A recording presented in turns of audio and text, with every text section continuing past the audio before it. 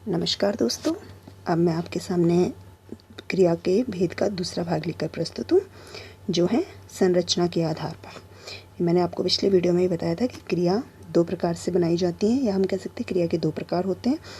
एक होते हैं कर्म के आधार पर और दूसरा होता है संरचना के आधार पर। कर्म के आधार पर जो क्रिया होती हैं उसके बारे में मैंने अपने पिछले वीडियो में बताया, और इस वीडियो में आपको संरचना के आधार पर क्रिया के बारे में बताऊंगी। आइए देखते हैं संरचना के आधार पर क्रिया के कितने भेद होते हैं और वो कौन कौन से होते हैं। संरचना के आधार पर क्रिया के भेद। संरचना के आधार पर क्रिया के मुख्य रूप से चार भेद होते हैं। पहला है आपका प्रेरणार्थक क्रिया, दूसरा है संयुक्त क्रिया, तीसरा है पूर्वकालिक क्रिया और चौथा है आपका नाम धातु क्रिया। ये संरचना के आधार पर बनाई गई, यानी कि इनकी रचना उनके प्रयोग के आधार पर होती है। आइए देखते हैं ये क्या क्या है। सबसे पहला है आपका प्रेरणार्थक क्रिया। प्रेरणार्थक क्रिया, ये क्रिया दो शब्दों से मिलकर बनी है। पहला शब्द है आपका प्रेरणा और दूसरा है अर्थ, यानी कि ऐसे शब्द जो किसी को प्रेरित करते हैं कोई कार्य करने के लिए, या कोई शब्द जो दूसरे को प्रेरणा देते हैं कि वो वह कार्य करे। जब कर्ता स्वयं ना करके दूसरों से कार्य करवाता है या करने की प्रेरणा देता है तो उसे प्रेरणार्थक क्रिया कहते हैं। यहाँ पर है कि जो करता है, यानी कि जो काम करने वाला है, वो खुद कोई काम नहीं करता है, वो किसी दूसरे से कार्य करवा रहा है या उसे करने के लिए प्रेरित कर रहा है, तो इसे हम प्रेरणार्थक क्रिया कहते हैं। जैसे अध्यापक मॉनिटर से कॉपियाँ मंगवाते हैं। यहाँ पर कर्ता अध्यापक है, यानी कि ये करता है, पर वो स्वयं कॉपियाँ नहीं ला रहा है, वह किसी और के माध्यम से कॉपियों को मंगवा रहा है, यानी कि मॉनिटर को वो प्रेरित कर रहा है कि वो कॉपियाँ लाए। पिताजी रीना से पाठ पढ़वाते हैं। पिताजी रीना से पाठ पढ़वाते हैं, यहाँ पर पिताजी करता है पर वह स्वयं कोई कार्य नहीं कर रहे हैं, वो रीना को प्रेरित कर रहे हैं पाठ पढ़ने के लिए। तो इस प्रकार हम कह सकते हैं, दिए गए वाक्यों में अध्यापक स्वयं कॉपियाँ ना लाकर मॉनिटर से मंगवाते हैं, पिताजी स्वयं पाठ ना पढ़कर रीना से पढ़वाते हैं, अतः ये प्रेरणार्थक क्रिया है। मंगवाते और पढ़वाते ये दोनों ही प्रेरणार्थक क्रिया हैं, क्योंकि इन्हें करने के लिए कर्ता किसी और को प्रेरित कर रहा है। आगे देखते हैं, दूसरी है आपकी संयुक्त क्रिया। संयुक्त का मतलब ही होता है जुड़ी हुई। संयुक्त का मैंने पहले भी दूसरे वीडियोज़ में बताया हुआ है कि इसका मतलब होता है जुड़ा हुआ, यानी कि ऐसी क्रिया जिसके साथ दूसरी क्रिया जुड़ी हुई है, उसे हम संयुक्त क्रिया कहते हैं। जिन वाक्यों में एक से अधिक क्रियाएं मिलकर एक ही कार्य पूर्ण करती हैं, ऐसी क्रियाओं को संयुक्त क्रिया कहते हैं। यहाँ पर एक मूल क्रिया के साथ एक सहायक क्रिया जुड़ी हुई है।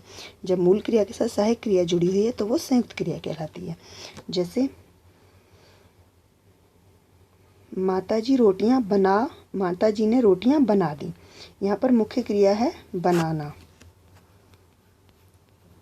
बनाना, और इसके साथ एक सहायक क्रिया जुड़ी हुई है दी, यानी कि कार्य कर दिया गया है। रोहन बाजार आ गया, यहाँ पर आना मुख्य क्रिया है और गया उसकी सहायक क्रिया है। तो इस प्रकार हम कह सकते हैं कि ऐसी क्रिया जो मुख्य क्रिया के साथ जुड़कर उस वाक्य को पूरा करती हैं संयुक्त क्रिया कहलाती हैं। उपयुक्त वाक्यों में एक से अधिक क्रियाएं हैं, जैसे बना, दी, आ, गया। ये क्रियाएं मिलकर एक ही कार्य को पूर्ण कर रही हैं, अतः ये संयुक्त क्रिया है। जैसे अगर मैं उदाहरण लेना चाहूँ तो मैं पढ़ा रही हूँ, तो मुख्य क्रिया पढ़ाना है और रही हूँ इसकी सहायक क्रिया, यानी कि वो संयुक्त क्रिया कहलाएंगी। तो पूरी क्रिया मिलकर संयुक्त क्रिया बन जाएगी। पढ़ा रही हूँ संयुक्त क्रिया के रूप में आएगी। आगे देखते हैं पूर्वकालिक क्रिया। ये तीसरा प्रकार है संरचना के आधार पर क्रिया का, पूर्वकालिक क्रिया। पूर्व का मतलब ही होता है पहले, और कालिक का मतलब यहाँ पर काल से लिया गया, यानी कि समय से लिया गया। जो क्रियाएं मुख्य क्रिया से पहले हो जाती हैं उन्हें हम पूर्वकालिक क्रिया कहते हैं। देखते हैं कैसे। किसी वाक्य में मुख्य क्रिया से पहले होने वाली क्रिया ही पूर्वकालिक क्रिया कहलाती है, यानी कि पहले जो क्रिया हो जाएगी वो मुख्य क्रिया से पहले वाली पूर्वकालिक क्रिया कहलाएगी। जैसे पिताजी तैयार होकर दफ्तर गए, यहाँ माफ़ कीजिएगा, दफ्तर, इस तरीके से आएगा, दफ्तर गए। यहाँ पर मूल क्रिया जाना है, यानी कि गए, पर इससे पहले इस क्रिया को पूरा कौन कर रहा है? तैयार होकर। तो ये हमारी पूर्वकालिक क्रिया है। प्रिया ने दिल्ली पहुंचकर फ़ोन किया, मुख्य क्रिया है किया, यानी कि फ़ोन क्रिया, पर उससे पहले कौन सी क्रिया की गई है? पहुंचकर। तो ये पूर्वकालिक क्रिया, ये मुख्य क्रिया से पहले हो गई है, इसलिए पूर्वकालिक क्रिया। मुख्य क्रिया से पहले होने वाली क्रियाओं को हम पूर्वकालिक क्रिया कहते हैं।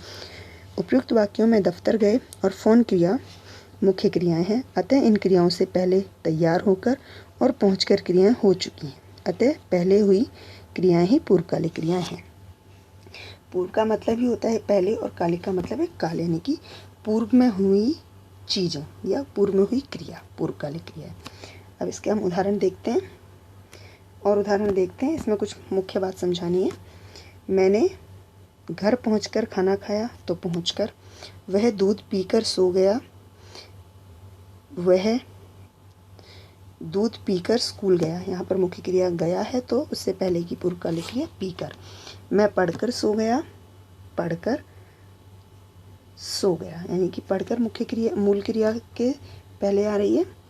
माताजी खाना बनाकर घूमने गई, खाना बनाकर यानी कि बनाकर पूर्वकालिक क्रिया, घूमने गई मुख्य क्रिया।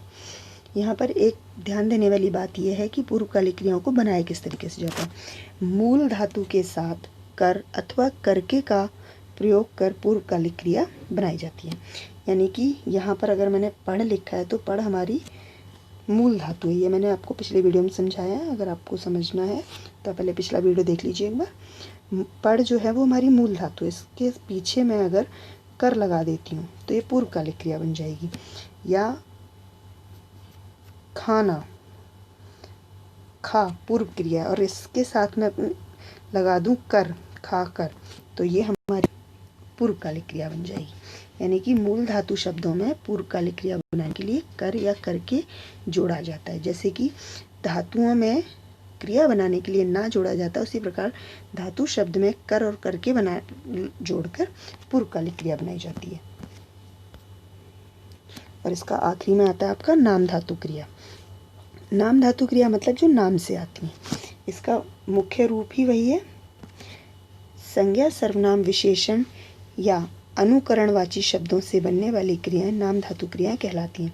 अनुकरण का मतलब है जैसा हम व्यवहार करते हैं, जो हमारा व्यवहार में झलकता है, वो क्रियाएं हमारी नाम धातु क्रियाएं कहलाती हैं। जैसे दो औरतें खड़े होकर बतिया रही हैं, यहाँ पर मुख्य बात तो बात है, पर उसका हमने विशेषण बना दिया है बतियाना, या उसका अनुकरणवाची शब्द हो गया है बतियाना।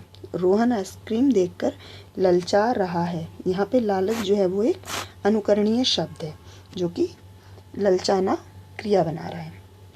उपयुक्त वाक्यों में बतियाना और ललचाना क्रियाएं बात, संज्ञा और लालच विशेषण शब्द से बनी है, अतः ये नाम धातु क्रिया है। यहाँ पर इसी तरीके से हम कहते हैं सठयाना, बहलाना, इस तरीके के शब्दों को हम नाम धातु क्रिया में कहते हैं। आगे की वीडियो में नाम धातु क्रियाओं के प्रकार बताऊंगी, और जो और भाग रह गए हैं हमारी क्रिया के, वो आपको समझाऊंगी। आशा करती हूँ आपको वीडियो अच्छा लगा होगा। अगर अच्छा लगा है तो इसे लाइक कीजिए और मेरे चैनल को सब्सक्राइब कीजिए। धन्यवाद।